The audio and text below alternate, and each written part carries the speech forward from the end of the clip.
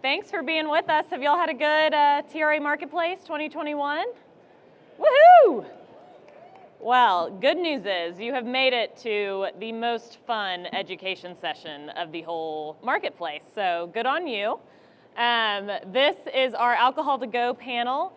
My name is Kelsey Erickson Streufert. I am the Vice President of Government Relations and Advocacy for the Texas Restaurant Association, and we are thrilled to be talking about one of our favorite subjects today, which is alcohol to go. So I've got a great panel of experts here, and I'm going to let them introduce themselves to you. We'll start with you, Ellis. Sure. By the way, Ellis has provided us with the whole point of this conversation, some margaritas. Can y'all hear me okay? All right. And there's plenty more margaritas in our booth next to the Pack Lounge if you guys would like a frozen. I'm Ellis Winstanley. I'm from Arroyo in Austin, Texas. What? Give it a little more info than that. A little more love. I could have done that. Ellis Winstanley from Arroyo in Austin, Texas, and we like serving margaritas. TRA board member this year. Love being a part of this fantastic organization, and we really had a lot of fun with the alcohol to go, and are super pleased that it's still around, and look forward to talking about it with y'all. Blanca Aldaco with Aldaco's 32 years in business. We have a pretty cool creative slogan that it says, "We shake it for a living," margaritas, that is. So it was pretty amazing to recuperate some of our business during the pandemic and being able to sell alcohol to go, which really made a big difference. Thanks, Blanca. And I am Brendan Mauri, the president of Rusty Taco. Just a little bit of background. Excited to be here, closing out the session, and no better topic than margaritas. Just a little bit of background real quick on Rusty Taco. Originated in Dallas in 2010. Really all about street tacos, margaritas, and amazing queso. Expanded, Rusty Fenton was the founder of it. He actually unfortunately passed away from cancer in 2013. But his vision lives on. His wife Denise is still very involved with the brand. And over the past several years, we've expanded to 34 locations, 9 of them in Dallas. It's kind of our most central area. We've got one under construction in San Antonio, just north of here, we're excited about. But, obviously, margaritas, core to Rusty, core to our brand. And so, great topic to be talking about. Obviously, with the to-go margaritas was hugely, hugely impactful for us, and happy to share about that. Awesome. Thanks, Brendan. So before we kind of dive in with these guys, just want to give a little bit of background. And some of y'all already know this, but bear with me. So when the pandemic hit, TRA really jumped on the issue of alcohol to go. We already had passed a bill in the prior session to allow alcohol delivery, but of course with the pandemic, pickup and other to-go orders became incredibly important. I mean, y'all literally had no other revenue coming in while your dining rooms were closed in many instances. So it was a priority of the association from the get-go, and we worked with Governor Abbott, who is our governor here in Texas, to get a regulatory waiver allowing for alcohol pickup from restaurants. And y'all may remember there was a lot of confusion initially as to if something like this would be legal, because at first, the waiver only allowed for you to sell alcohol in its manufacturer sealed container, right? So those tiny bottles of spirits or a bottle of wine or a can of beer. And so while that was a great help, we heard from folks like the great operators on this panel who said, really what our consumer wants is that experience they would have in our restaurant, right? It's this combination of margarita that we're known for that they want just as they would if they came into our restaurant. And so it was funny, we actually talked to the governor's team and they said, if y'all can get all the other alcohol groups to sign off on it and say they're okay with that, then we'll change that waiver. And Emily's here, we said challenge accepted. And we think that they thought we would never be able to do that because, as y'all know, the different alcohol interests very rarely agree, right, on policy changes. But we took it to them and we said, our restaurants are really hurting. They are your business partners. You need them to be able to sell your product.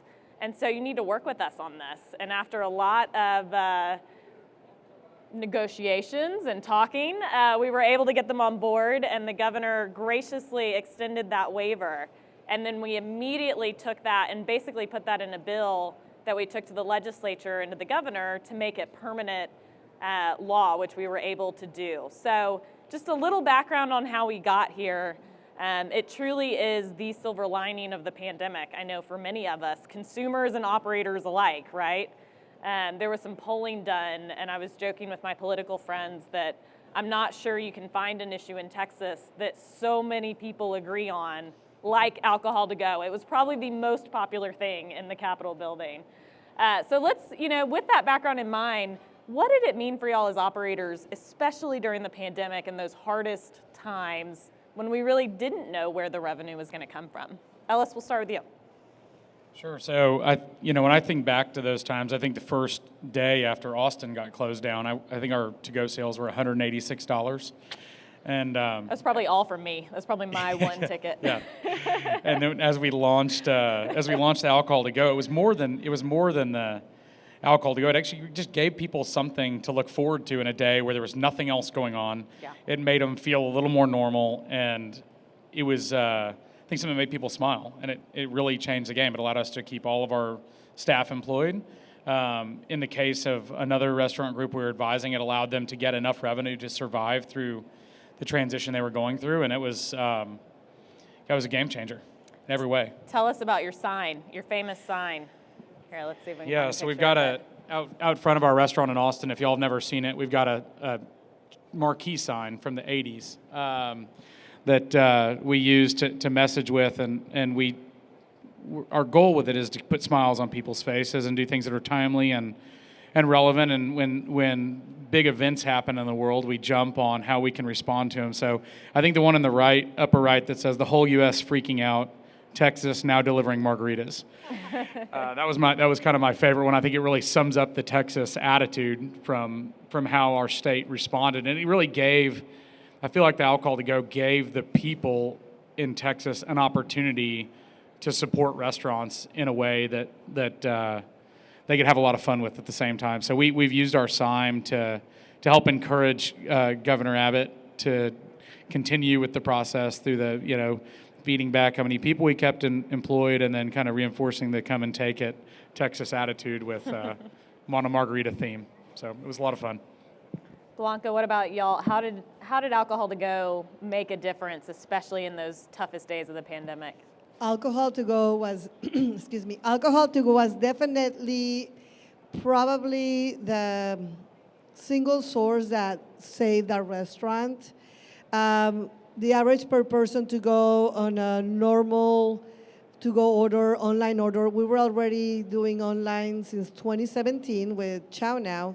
So pretty much the idea was how quickly we could switch back and enter the margaritas on the computer and on the tablet as well, so that initially we just had so many things that we had to in-house put together so that we could serve our clients correctly, because now everything was virtual, everything was getting ready to go.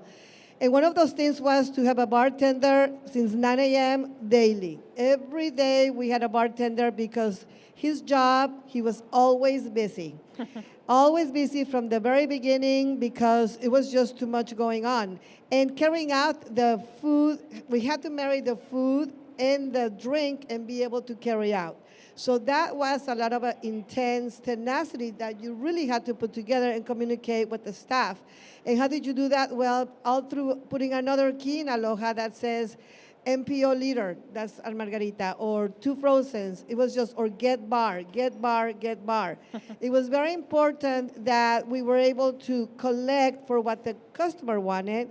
But overall, from having before that we were able to sell alcohol to go, you could say average per person was $20. When it became the alcohol to go, our ticket for 4 persons, $200. Easy. Easy on the average on the alcohol to go. I know that my husband is in the liquor business. He said that the liquor stores on a daily basis were selling as much as a day in Christmas. Wow. So pretty much, I'm super thankful. I will reply back on a daily basis to those emails that would put us to sleep from Emily that said, thank you. But most of all, it was, thank you so much for the fabulous job that Texas Restaurant Association did to keep us going. That was uber needed. We thank you. What about y'all, Brendan? Give us the Rusty Taco perspective. Yeah, so I could echo a lot of what they said. For us, it was critical initially, just to stay afloat and keep people working. It was just a huge benefit to the business. Our brand, probably a lot of you have great restaurants, and a key to us is just getting the word out. We find that once people try it, they love it, and so we kind of took this as a charge to create some more brand awareness.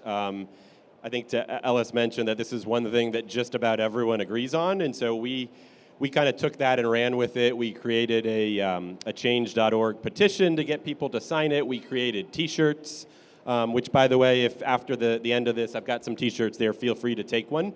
But we kind of just had some fun with it. Once we kind of did that, we started getting requests as the election cycle came for, hey, I want a yard sign about to go Margs forever. And so we started creating some of those. And it was just a great way to drive sales, but also just get our name out there to drive awareness of the brand. I love that. We're going to talk about branding a little bit more in a minute, too. So once the bill became effective, we are, of course, still able to sell products like this, right, that a restaurant mixes, pours on-site, and seals at the restaurant, which is a huge benefit for the industry. There are a few requirements from a safety perspective. It has to be labeled so that it's clear that it's alcohol. Makes sense. It does have to be sealed in some kind of tamper-proof format. And then passengers are not supposed to transport it in the passenger area of their car, right? That's a drinking and driving kind of relic in the law that we have to respect.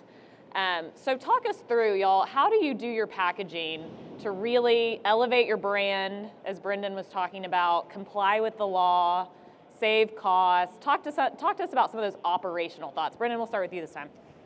Yeah, so, and I think things evolved initially, as you mentioned, where initially we had to have small bottles, and that was just a challenge. But, our packaging, I have some here, but we've kind of, we have our branding on our cup, and then we have branded seals here, and then we'll package it up in bags and seal the bag, actually. And then we've, as the law changed, we do both frozen and rocks, and so we experimented with what's the best packaging for a frozen margarita to hold as good as possible to get home. So we've evolved that a little bit, but overall it's worked pretty well. Awesome. Blanca, what about you? So we have a clear container very similar to the one that you have, and we have the seal. In addition to that, we put a sticker that says contains alcohol, and we do not put it in a Ziploc bag. But mostly what really helps us, we sell a lot of liters of margaritas. And this we completely seal with, we have these high quality stickers that you almost need a knife to cut it. So that's what we are using. The bulk of our to-go are liters for us. Got it. Ellis. So we use food grade packaging that we buy from Uline, and I believe that's still the vendor we're getting this stuff from. But you need to make sure if you do that, it is the food grade packaging that's clean and safe to put food in. And we have tamper proof seals that are built into the cap, so we screw it down and it stays on. And then we've got the stickers on the front with a joke on. This one says you can't text your ex with a margarita in both hands. Sage advice. And that one says one word can change someone's entire day, margaritas. And there's some instructions on the front and ingredients. And so at first what we did was we focused on the presentation of it. So we got these containers. We sold it with a Richard's rainwater or a topo. We started with topo. We switched to Richard's rainwater, some cut limes, and then a little chips and salsa. So it had a little presentation to it.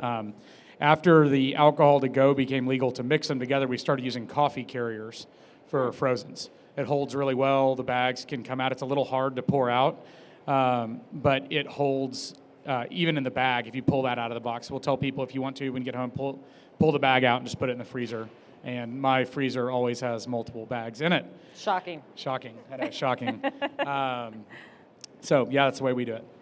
And Blanca, you mentioned this a little bit, but talk to us about some of the ways you've been creative on marketing the product. So leaders, are you pairing it with other, chips and queso? What kind of cool things are you doing to really get the public excited about the product? We have one package that is very popular, which is called the pool kit.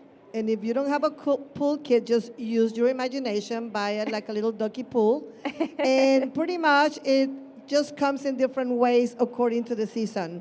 So the pool kit was very popular throughout the summer. Worked with one of our vendors, actually suppliers. We had like insulated bag. We had the bag for the ice. We had the leader on the rocks with the cutting board, the lime already cut, the chili lime salt in the 2 souffle cups. So we, of course, with chips and queso, so that everything would be legal. Now, that continues to be a trending. We'll just use any excuse of a holiday to continue to sell. For example, for Father's Day, we just did Uncle Nearest 1856, which was a complete kit with a really cute 2 ounce of the Uncle Nearest whiskey. He had a cap, he had a cigar cutter, a glass. We just have meetings daily with our favorite vendors, and they come and we talk about what we can do. So essentially, 4th of July was another one. What about the UFC fight? We had leaders to go, and we sold quite a few. All we had to do is just add some chips, queso, and then do the balance of the beef, so the beef fajitas present. And what will it be for Mother's Day? Well, something pink. How about Chilton's? Anybody here from Texas Tech? My kids went there, and we love the Chiltons. And that would be like vodka with Topo Chico, Tito's vodka, of course, and then fresh lemon squeeze. So we have those kits ready, available. And I think I want to say that in today's age, we can sell whatever we want as long as you wish to sell something. And you can do this online easily. Love Yeah, that. that's it. Brendan, what about y'all? What kind of cool promotions and concepts are y'all doing? Yeah, so our brand is all about kind of simple and everyday value, and so we try to weave it in. We have taco packs that come with 6 or 10 tacos, queso chips and salsa, and so we'll showcase it with that. I think to your point, all the different holidays. Cinco de Mayo has been crazy the last 2 years, and I think that will continue. And I think it's a huge opportunity there.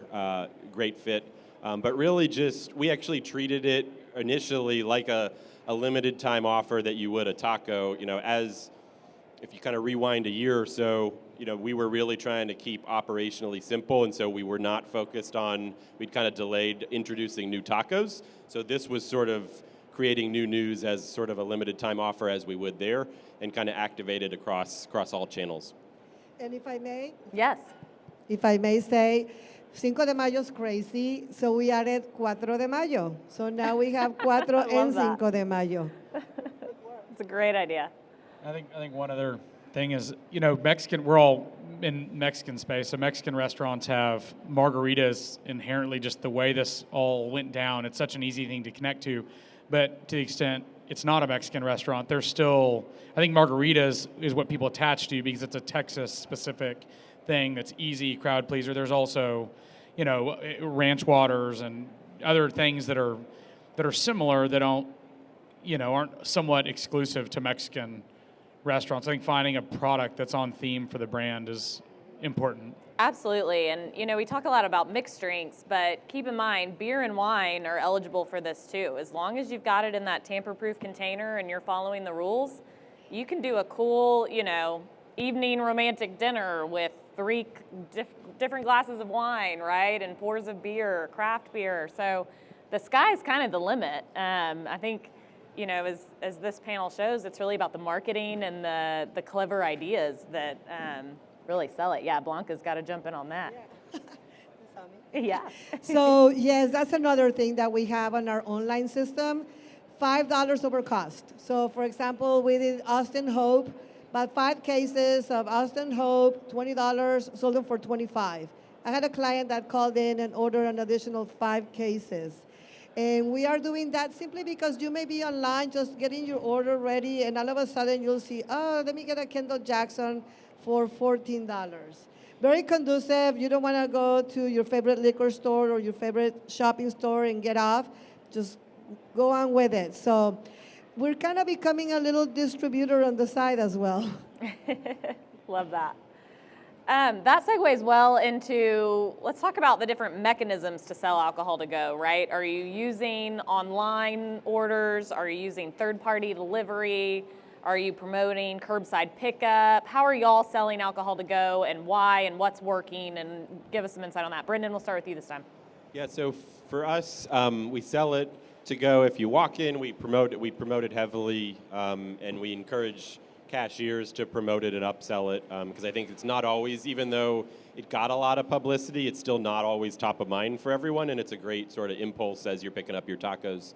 But then we also feature it on our online ordering platform, and we, initially upon launch, it was very, very prominent, again, so that people would kind of see it first. We as a brand, we actually don't do it via delivery, just due to the contracts we have with the third-party delivery partner. So we haven't explored that path yet. Got it. Ellis? Yeah, we do the same. So we have online ordering for pickup in store that we have separate from the third-party delivery, and I think that's where we move most of it. And then even to go, as some people are leaving after dinner, the servers can suggest that, and we push that as contest to see who wants to take margaritas home for the week or whatever. Yeah. Got it. Our online to go is probably down now since so many restaurants and there are so many other choices. We're probably down about 30%. We're still going strong. We still have 8 dedicated spots in front of our building. We continue to use our online ordering through ChowNow. Delivery is very limited, and we put it to a 3-mile radius, and that is it.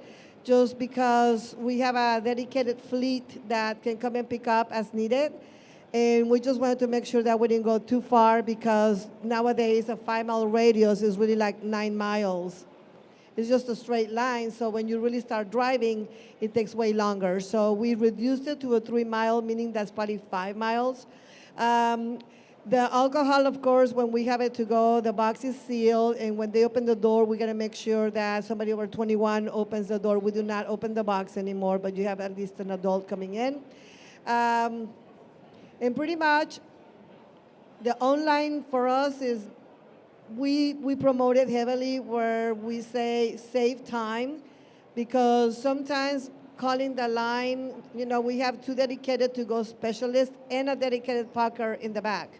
That way, this triangle is always working, and it's always the same people. We're closed on Mondays. So with that in mind, we just continue to deliver what they're asking. We do have we're not infallible. We may have a tiny amount of error, which is not very often. But the online continues to be a lot more efficient for us, because all you have to do is hand over. Yep. Talk to us about customer reactions. What do they get excited about? What's the feedback been on alcohol to go? Horrible, I'm sure. They've been very upset. Yeah, this one was a home run, and that's why, especially as we launched, we wanted to get as much as possible the word out there. So I think it's been pretty unanimous, and I think that's where you can use that as if it fits for your brand, especially margaritas. I'd say back to your earlier comments, we sell beer as well, as do some of the other brands that are part of our portfolio. And so, but we see that really margaritas is what, I think beer is maybe a convenience that, saves a trip to the liquor store on your way home, but margaritas is a bit more of a special experience, something you can't get as easily. So we really push the margaritas. That's been really what people have gravitated to and continue to going forward. Awesome. Well, for us, people would call, and they were almost like screaming happy, like, is it true that we can get margaritas to go? Is it true? Is it true? And then the biggest question was, well, what is the ratio? How many margaritas can I get? And I said, there's no ratio. All you have to do is just purchase at least chips and salsa, 1 bean and cheese taco. So They were so excited, and I was very excited to hear when that we were yelling, screaming at the top of my hands when we heard that you could sell alcohol to go. Well, and Blanca, that's a great point because in many states, so this is obviously something that we're seeing across the country, but every state's liquor laws are different. And so every state's alcohol to go laws look a little different. And I'm very proud that Texas does not have that food to alcohol ratio. That's something that we are seeing in a lot of these other states. Maybe they're limiting it to 2 drinks a person or 2 drinks per order. And I think hope that, not. yeah, I think that really limits, especially when we're talking about more of these party pack, creating an environment, right? So really excited about that win for our bill. Yeah, that was awesome. I love this question you asked too because it brings back very fond memories when we first launched this. So we put on the Arroyo sign, holy blank, not even kidding, margarita delivery and our phone number. And I think like maybe 15 seconds later, our phones just crashed. And so we were stringing wire through the rafters, punching phones in and stuff. And then eventually had a programmer stay up overnight and get an online store jammed together to make it work on a Shopify platform. But we had, I remember people's reaction, and I remember talking to the specs buyer. So we were fairly early in on it, launching the margaritas. I remember the specs buyer telling me that as a state of Texas, we almost, and I brought a little tear to my eye, probably one of the prouder moments of my life as a Texan, said as a state we came within like a day and a half of drinking all of the pints and smaller of tequila in the whole state. Oh, man. So the bottlers were working in overdrive to try to keep it supplied. That was the reaction. Everything's bigger in Texas. Everything's bigger in Texas. Including the liquor Mosquitoes. need. Yeah, no doubt. Awesome. Okay, one last question, and then I'm going to open it up to audience questions. So start thinking. Where do we think this is heading, right? We're coming out of the pandemic, we think, knock on wood. But we're still seeing really strong to-go sales generally. Do we think alcohol to go is here to stay? How do we balance that with our on-premise dining? What does this look like moving forward? Ellis, we'll start with you this time. Yeah, so I think back to I've heard experience mentioned a couple times, but I think what people are really looking for is an experience when they go to a restaurant.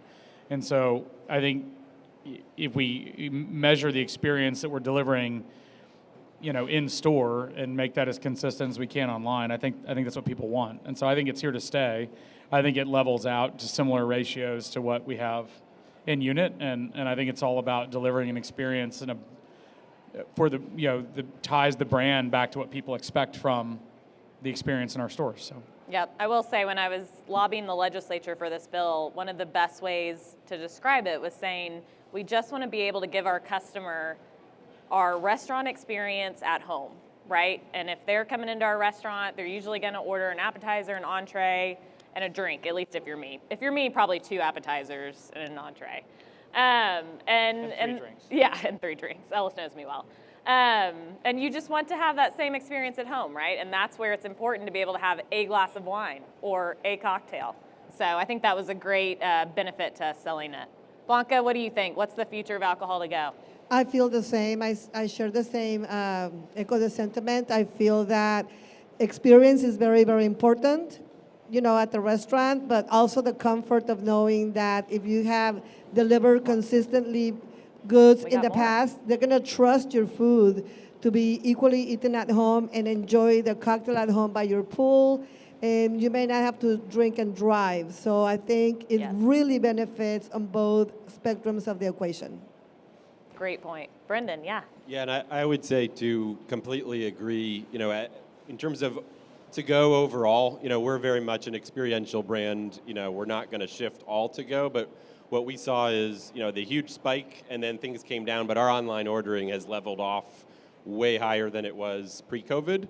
And so I think that's an indication that it's here to stay. I also think about, Cinco in 2020 was just completely crazy and caught us off guard, to be honest, a little bit.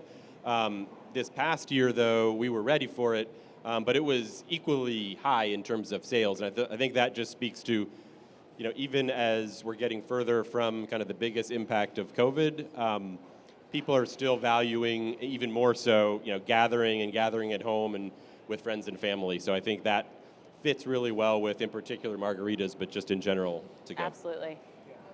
All right. Audience questions. What you got for us? Don't everyone jump up at once.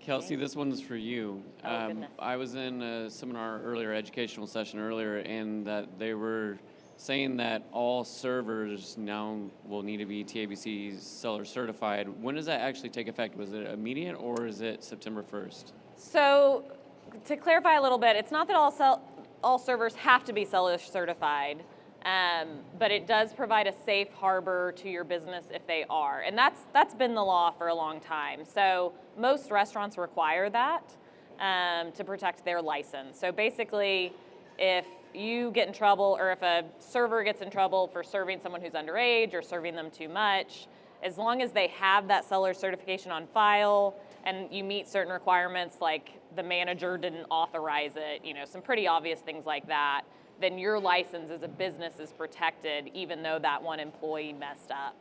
So that's something that, most businesses require of their servers just as a precaution.